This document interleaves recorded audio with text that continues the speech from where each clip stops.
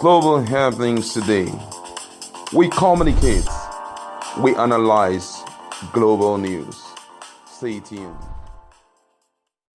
Hello, beautiful people. Welcome back to Global Happiness Today YouTube channel. The truth is gradually unveiling. It's coming out, and it's coming out from former security agent, former chief of army staff actually, and it's telling Nigerians distressing revelation that will make Nigerians wonder, how did we get to this level, and how come Peter Obi was or still wasn't elected one way or the other to cushion the effect we're about to see.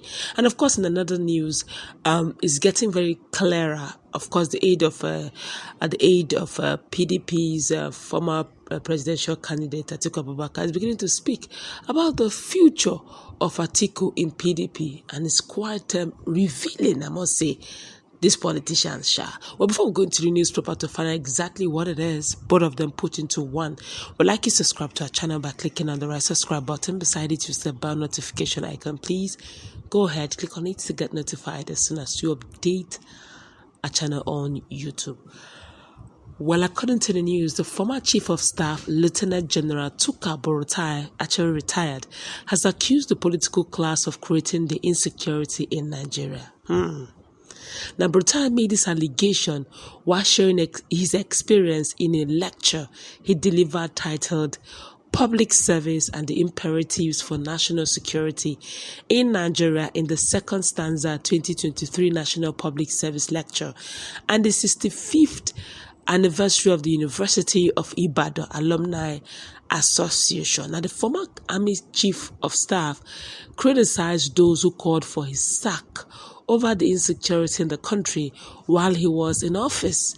Burutai said such calls stemmed from personal biases rather than an objective evaluation of his performance.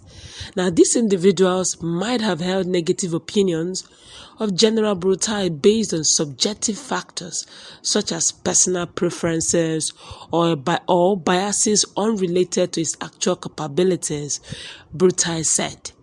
It is crucial to approach discussions regarding national security matters with a fair and impartial mindset, focusing on relevant aspects rather than personal biases and idiosyncrasies. Now, the National Assembly had twice or more passed resolutions calling for the sack of the service chiefs. The President, Muhammad Buhari, had told the 9th National Assembly to mind their business. If properly interpreted, the call by the 9th National Assembly was to derail democracy by the military. This should be a lesson for political actors. It was a direct confrontation, blaming the service chiefs as if they were the ones who started the insecurity.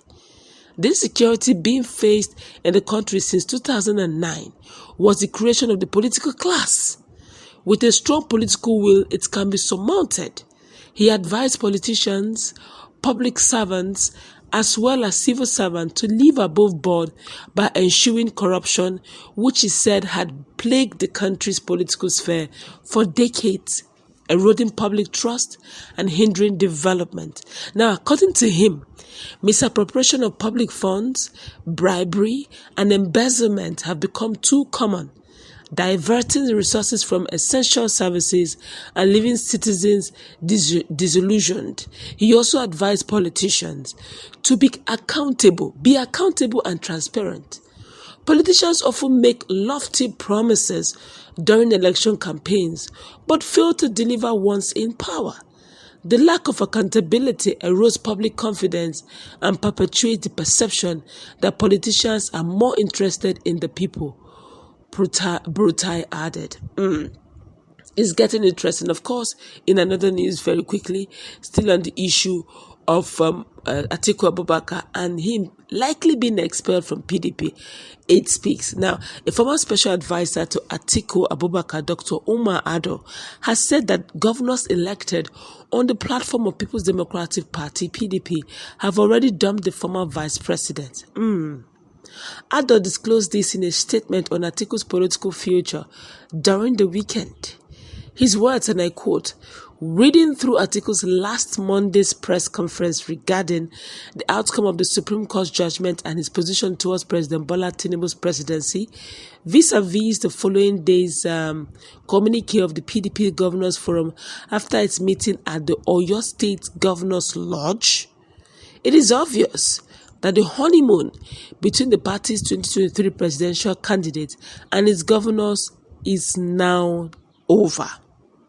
He continued, in a separate address to the press following the communique, the chairman of the forum, Governor Bala Muhammad of Bauchi State, extolled the leadership qualities of President Tinubu and reiterated that the PDP governors' readiness to cooperate, support, and even work with the federal government that he leads. Nothing else can be more explicit in illustrating the two going on their different and separate ways more than this. He argued that with these opposing positions, it is just a matter of time and in not a distant future for the inevitable impulsion to happen. And either Atiku steps down his presidential ambition or he will leave PDP or be expelled from the party. That's my reading of the political crystal ball for Atiku Abubakar. Well, this is almost like 3 decades now, thereabout. Atiku have been fighting for this seat of the presidency. But the way they have even dismantled PDP self, are you sure there will even be a strong opposition for 2027? Wike was one person that they would have, honestly, I still wonder why Atiku did not feud Wike as his vice. Because if you had this whole issue of Ayu step down, what was the role that Ayu really played? At the end of the day, this would have been an easy ride for Atiku. Imagine if Atiku had taken the day and Wike was his vice. There's no way Wike would have given his position to PDP APC. Being the vice, he would have gotten a stronghold of Rivers, and Atiku would have gotten some part of the north. Then Peter Obi would have destabilized Lagos State, making it almost a free for all. Then at the end of the day, there will be an edge for Atiku, because some part of the south will be willing to go with Obi. Obi is already friends with the G5. Oyo may give it definitely. Oyo will definitely give it to Wike. Enugu will give it to Wike because the governors are very loyal to him. Abia would have given it to Wike, and that would have been PDP. Almost all the 5 states in the southeast would have been for Wike, which invariably would have been for Atiku. And Atiku would have held on to Adamawa and other places. Then Obi would have, stopped Bala Muhammad from getting anything in Lagos State. It would have been an easy ride for Atiku, one way or the other. But he decided to play the Ayu card. And playing the Ayu card, I don't know if he will still be that relevant in 2027, because the way they're tightening their holds in the presidency, they're already preparing for 2027 already, with Wike already making sure that his ground, which is Rivers, is not lost to anybody, not even to Fubara. So you see that the situation is a dicey one. But with all of this going on, let's see how it plays out. And with what retired General Burutai is saying, which means this is our insecurity. Kokoro to nje for, abe for lower. Let's meet in our comment section.